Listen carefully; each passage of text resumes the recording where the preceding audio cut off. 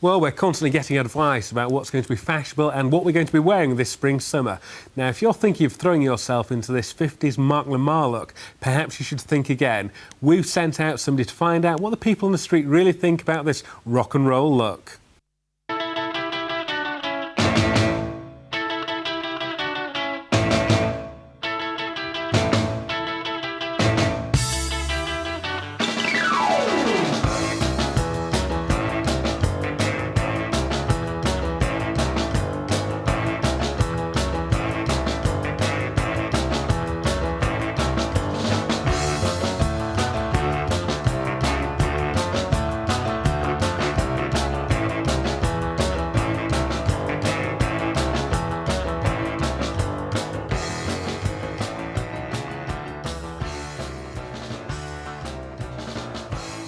I love the 50s, and during the summer I normally dress as the Fonz anyway, so it's no real change.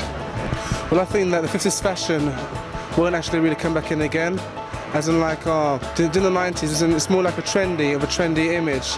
You know, the 50s is like tour fashion now, and it's actually past the stage for the fashion to actually come back in ever again. I think that I was always more into the 50s than I am into the 90s, you know. It's an era that I don't really associate myself with. You know, it's better looking cars, better looking clothes, you know, more glamour, more exciting. You know, everything was new and exciting. It's all been done, everything's been done before now, you know. Well, yeah, I can dig some of it, you know, like the platform shoes and the narrow check trousers, you know what I mean? Bit of a quiff, get a bit of grease on your hair, yeah, I could do it. Great. And what will you be wearing in 97? 97, who knows, yeah, metallics. I'm going through my metallic period, you know what I mean? I like that. Okay, that's great. I think mixing 90s with 50s, yeah. I think for a niche market, for going out, for dressing up, it's very nice, but for everyday wear, it's not quite my sort of style. I think it's great that people try out different things, and I think it's exciting with different combinations and just try out. But I mean, like some of the things like the Hawaiian shirts, well, I inherited some from my father, which I stitched up around. That's great. It's good to have some originals, but when they come out newly produced, I don't. Well, let's see what they come up with. Take it from there. 50s classic looks really cool, and nice white t-shirt and jeans and bike boots and a leather jacket. And what about the hair? Well, the hair's always been nice, so hasn't it? Yeah, greased up. The DAs, yeah. I don't really think it'll hit off much with people and the labels they're buying lately and all the expensive clothes coming out, and I think it'd be more of a student-y type thing. I hope the shirts don't come back. I'm more sort of, I don't know, I prefer sort of 90s stuff mixed with 60s stuff, you know, but 50s is not for me. I'd like to welcome to the studio now John Proctor from Flannels. So, John, are we all going to be doing this Elvis impression over the spring-summer? Well, like everything else, is open to interpretation, really. The 50s is out there, but it's more a case of flash styling than real, like, hardcore fashion. Where it does come in is the tailoring, the progressive tailoring. It's more of a feel.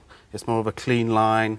Obviously, the short sleeve shirts are there, but they've been there for years. We've got the flat press trouser, but that's been there again for seasons. Well, that's it. I mean, you know, the Hawaiian shirts for the last couple of summers have been really big. Yeah, but it's just a case of it being summer, it's hot, so people are going to wear short sleeve shirts. Like I say, it's open to interpretation. So what can you see us actually wearing then? We're obviously not going to go all the hog and wear winkle pickers and, you know, the trousers and the shirt and the quiff. What can you see us doing to make a strong look? No, it's a lot more subtle than that. Obviously, you know, like I say, the short sleeves shirts, the flat press trousers. But alongside that, we've got the soft modern classics as well. So it's pretty broad. So where have people got the influences from? Have they seen, say, designers like Paul Smith, or who is it that sort of set the trend for this, for the media people to anyway say that 50s are going to be big? I think there's a capsule collection in each collection. There is that feel in each collection. So it's kind of homing in on that, and this is what the fashion magazines do. They're very good at. They home in on something that's quite popular at the moment. I mean, it must be difficult then, obviously, because as you said before, you know, like all the retro stuff's fashionable, so you can get that from second-hand shops. So why are designers sort of going down this path in a certain way when they should be creating something that's new that you can't get second-hand? More to do with fabric focus, I think. It's more of a 90s feel, obviously. Like I say, it's a feel. It's not a rule.